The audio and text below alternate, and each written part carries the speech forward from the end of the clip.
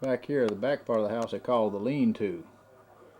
They added that one room there, and that's the back wall of the first add-on, and then they added this lean-to to the back here where they had the dining room, and as you see, a bedroom here. And then the steps that goes upstairs and to the front of the house, and then of course over to the dining room. This here is upstairs in the so-called attic. You see the way the doors are made here. Made out of slats of wood, tongue and grooved and hammered together.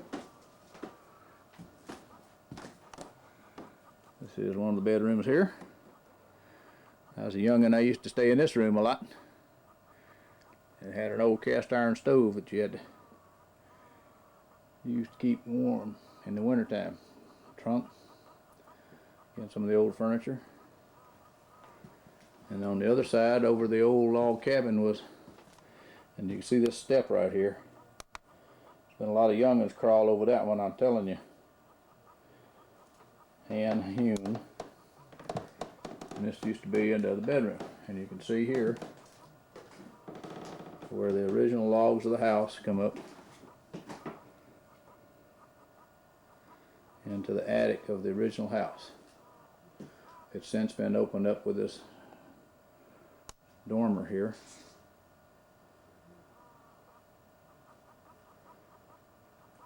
But it's still hanging in there, and you can guarantee you there won't be any termites in those logs. Not a one.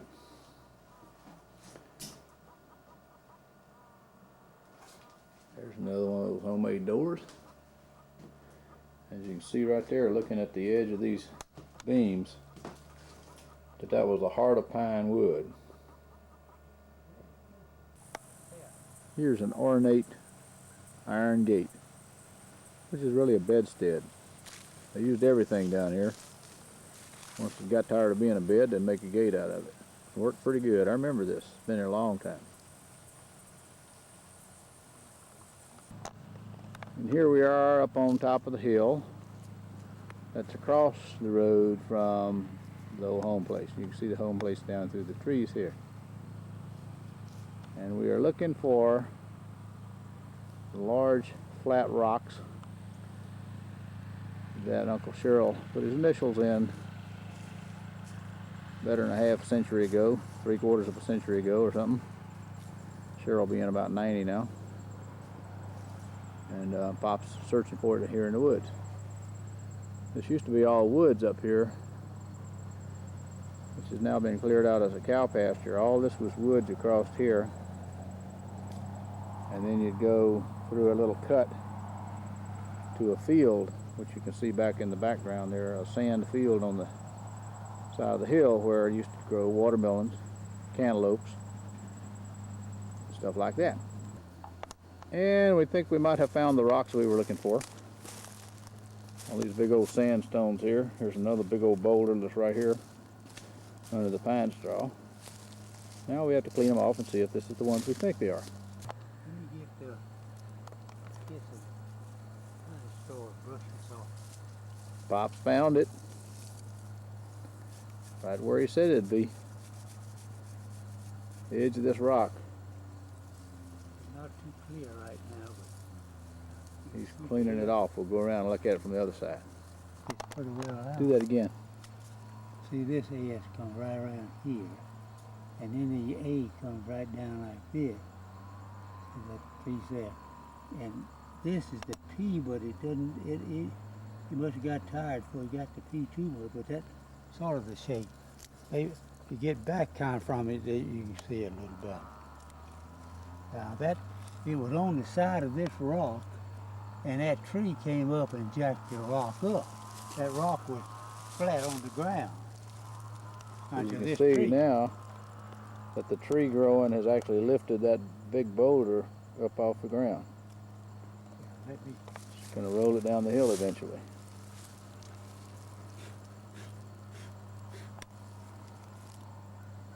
You can just barely see part of it. Okay, I had Kind of interesting how much force that tree would have to pick a rock that size up. It's got to weigh a couple of tons probably.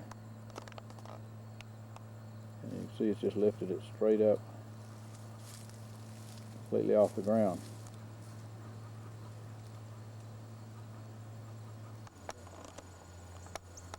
On this side of the hill it gets real steep. Goes down. It wasn't good for farming. Wasn't good for much.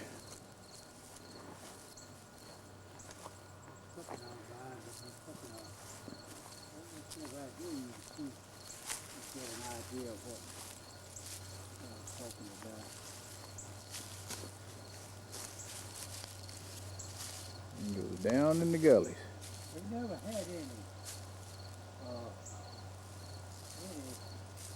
poison snakes up through here that we knew of. We didn't have rattlesnakes.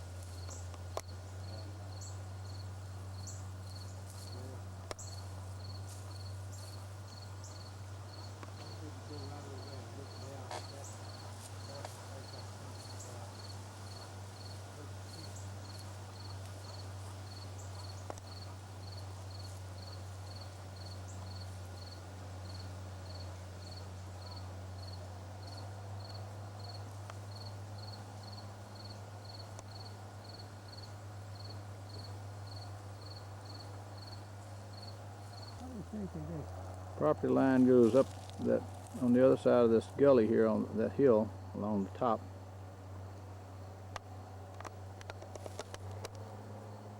All back up in there.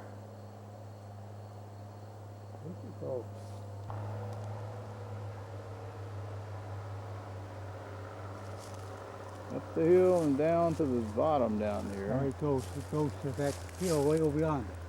Oh, way over there. See, that's where the line is that this side of those houses, see, right at the other Okay. side of that fair. So whose field is that out there then, that open field? Right here? Yeah. That belongs here. Yeah. That's part of this out here. Let's walk right over this way. We can walk down. That looks like he's put a thing down. And we've come down to the line. As you see this fence that goes along here, even though it's tore down. This is the line down at the bottom. You can see the This is the big east. scuppernong vines here and there. That's the east line. The east line. East side.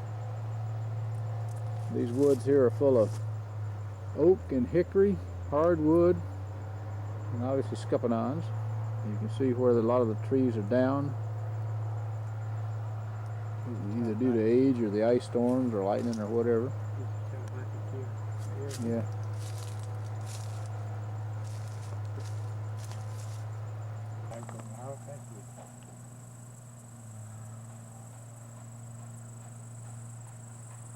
This is the field on the far side of the road away from the house. Pop said they always planted corn or cotton or something over here. And now it's just lying fallow. This is at the bottom of this big hill full of trees and the woods that we just came out of.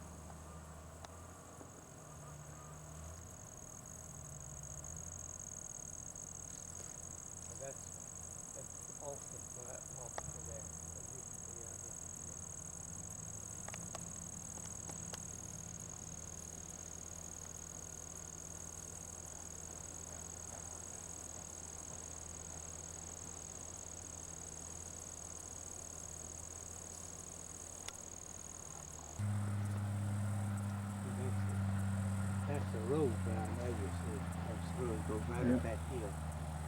I mean, that far there. You know, pulls this side of the road. See the fence line that goes all the way up, around, and then down,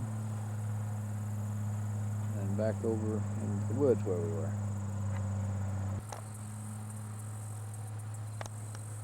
Another one of the fields.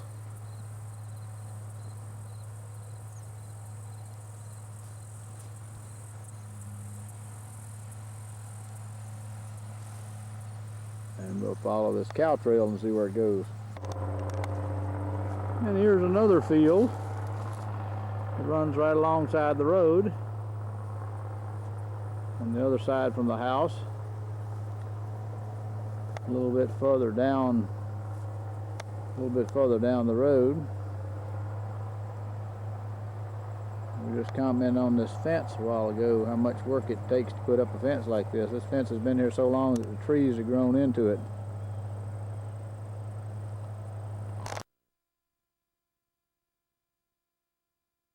If we think we got problems with kudzu in Georgia, look what they got over here in Mississippi. We're talking about Kudzu City.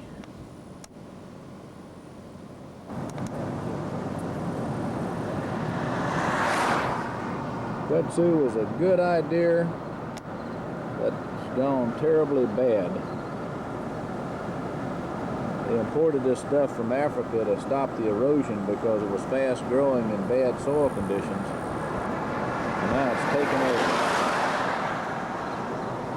And they say that the root system is as large as what you see above the ground.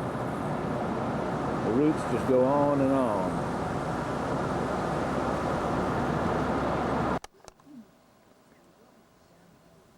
Here you are at the church, Sand Spring at Orwood, and this is the homecoming. First weekend, the first Sunday in October every year. All the folks gather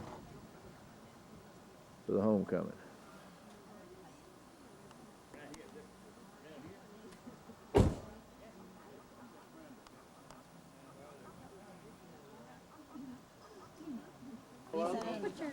Now everybody, this here is a Mississippi watermelon. Not one of those puny little things like you see other places. This thing's probably 50 pounds. Barbara, Sarah's daughter. Yeah. David, How you doing? All right. Good to see you, Manly. How you doing? Been a long. I thought I better get some pictures of all these folks. I don't know when the next time I'll get back down here. There's old Rufus. Somebody right across the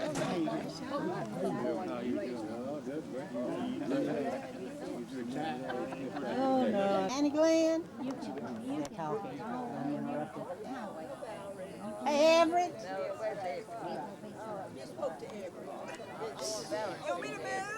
Now I want Everett to turn and Annie Glenn. There, I got him. I didn't get Annie Glenn. Okay. Now pose.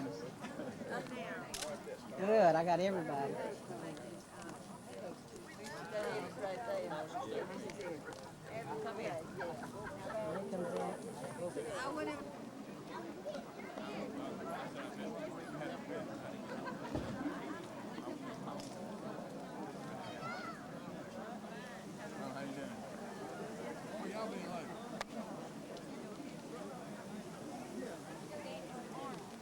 He's still working.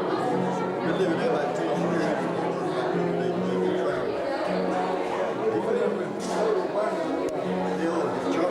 Charles, they really look just like that. How's all your folks doing?